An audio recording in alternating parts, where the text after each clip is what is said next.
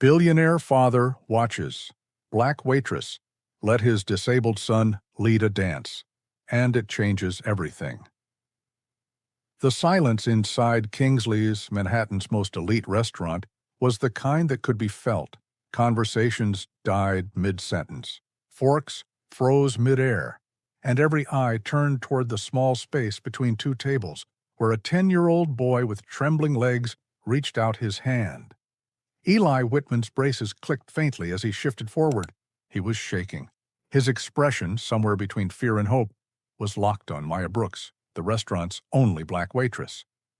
The live piano in the background had just begun a soft waltz. Eli hadn't planned it. His body simply moved before.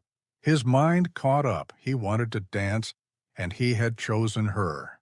"Sir, control your son," barked the manager, Mr. Carlyle. His tone was sharp, uncomfortable. "This is not a dance hall. Our staff are not here to entertain children." Charles Whitman, Eli's father and one of the wealthiest men in the country, swallowed hard. It was their first dinner in public since the car accident, 2 years, ago that left Eli partially paralyzed. The decision to dine out had already been a risk. Now it felt like a mistake. "Eli, sit down," Charles said firmly but quietly. The boy didn't move. His hand was still reaching, waiting. Maya hesitated. In her 5 years working at Kingsley's, she had perfected invisibility, especially around men like Charles Whitman. This moment broke all the rules. Still, she calmly untied her apron and placed it on the tray beside her. "I can't dance." "In an apron," she said gently, smiling at Eli. And then she took his hand. The restaurant gasped. Even Charles rose to his feet. "What do you think you're doing?" he demanded. "I'm accepting an invitation," Maya replied, steady and unflinching. Eli moved slowly. His brace screeched faintly against the polished marble floor. Maya didn't rush him. She matched his rhythm step by step. The boy wasn't being guided. He was leading. "She's going to get fired," someone whispered from a nearby table. Charles watched, speechless. Something stirred in his memory. Elizabeth, his late wife, dancing with Eli in their living room. "It's not about perfection," she had once told him. "It's about connection." That memory burned in his chest as he saw his son's face transform. Shame faded. Pride emerged. The manager cleared his throat beside him. "Mr. Whitman, I assure you this will never happen again. She will be dealt with accordingly." But Charles didn't answer. He was still watching his sons smile, something he hadn't seen in years. After 3 careful steps, Maya led Eli back to the table. She knelt and said softly, "Thank you for asking me to dance. It was an honor." Then she turned to leave. "Wait," Charles said, his voice softer than before. "What's your full name?" "Maya Brooks, sir." He nodded slowly, as if committing it to memory. Then he reached inside his jacket and handed her a business card. "My office. Tomorrow, 10 a.m. Maya took the card. Her face was unreadable, but her hand trembled just slightly. As she walked away, Eli looked up at his father and asked, "Dad, why did you do that?" Charles had no answer. Not yet. The next morning, Maya stood in the glittering lobby of Whitman's Tower. Its glass and marble gleamed under the sunlight. She smoothed her navy skirt, the best outfit she owned, and approached the front desk. Maya Brooks to see Mr. Whitman. She was directed to the 18th floor. The woman who greeted her there, Miss Hadley, gave a tight smile.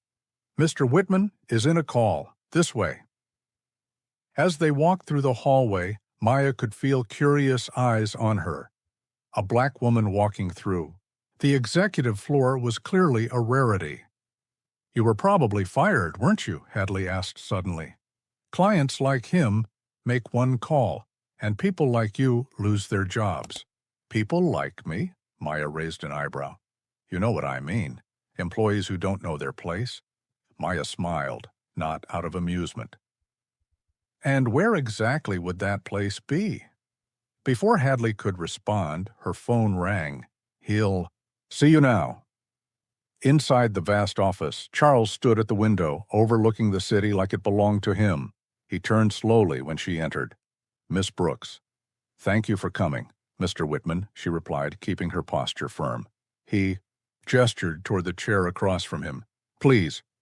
The silence that followed was intentional, an intimidation tactic. Maya knew it well.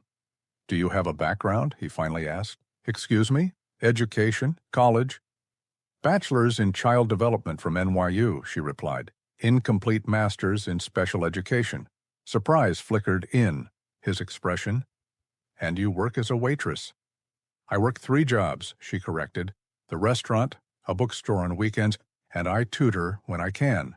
Charles picked up a folder from his desk. I looked into you. I had to understand who you were. The woman who danced with my son. He opened the folder, revealing photos of a community center. Hope in Motion. You founded this? With my sister, Maya said proudly. A dance program for kids with disabilities. It's about to shut down. Lack of funding. Maya nodded. I know. I'm not here to ask you for money, she added. You invited me, Charles chuckled dryly. Fair enough, he shifted restlessly. I want you to work for me. Maya blinked. As a waitress? No. As a therapeutic. Companion for Eli, she stared at him, reading more than just his words. There was pain beneath his polished exterior and desperation. I have the best therapists, the best doctors, he continued. But you did something none of them could. He smiled. It was just a dance. No, it was the first time I saw him lead. He looked at her, hopeful. I can pay you 5 times what you make, Maya stood. No, his jaw tightened. You're turning this down out of pride? Out of dignity, she said. Because your son deserves more than someone who's paid to pretend to care, and because I don't work for people who see my color or my background before my competence. She pulled a card from her purse. Hope in Motion. Classes on Tuesdays and Thursdays, 4 o'clock. If you want to bring Eli, the first one's free. As she walked out, Hadley stared at her in disbelief. You just turned down Charles Whitman, Maya smiled. Maybe I'm crazy, but I'd rather be crazy than be owned. The following week, Maya stood at the reception desk of the center when Tasha, her sister, rushed in. There's a Bentley outside, she whispered. You won't believe who's in it. Through the window, Maya saw Eli staring anxiously from the back seat. And then, to everyone's shock, Charles stepped out too. Dressed down awkwardly, clearly uncomfortable, but present. I told you, Maya whispered. Don't underestimate a determined son. When they entered the center, Eli's eyes widened at the children dancing freely, each moving in their own way. Charles, however, looked uneasy. This feels chaotic. There's structure, Maya said, just not the kind you recognize. Eli joined the group, and Charles watched, hesitant, unsure. A woman entered then, older, elegant, with gray braids and a cane. That's Dr. Nadine Clark, Tasha whispered. Neuroscientist, retired from Harvard. She oversees our research. Charles looked startled. Dr. Clark, I've rejected your proposals. 3 times, she said with a smile. But here we are. Maya returned. Hope in Motion is more than a dance class. It's a pilot motor rehab program using movement autonomy. Charles's mind was spinning. Why waitress then? Because we have no funding. Because people like you said no. You were on those proposals, he realized. Co-author, Dr. Clark corrected. Her theory is revolutionary. You knew who I was that night at the restaurant? Maya nodded. From the moment you walked in, he paused. Was it staged? No, she said. Eli asked. I followed. Reporters began arriving, drawn by an article that morning. New motor therapy model shows promising results. You used my son, Charles snapped. No, he led, Maya said. And you followed. Suddenly, a voice called out. It's Eli. The room fell silent. Eli stood in the center, brace off, trying to balance. Charles stepped forward, but Maya stopped him. Wait, let him. Eli wobbled. Then, slowly, surely, he took a step. The children erupted in cheers. Cameras flashed. Charles's expression cracked, overwhelmed. That's why we're here, Maya whispered. Not for perfect steps, just the first ones. Reporters circled him.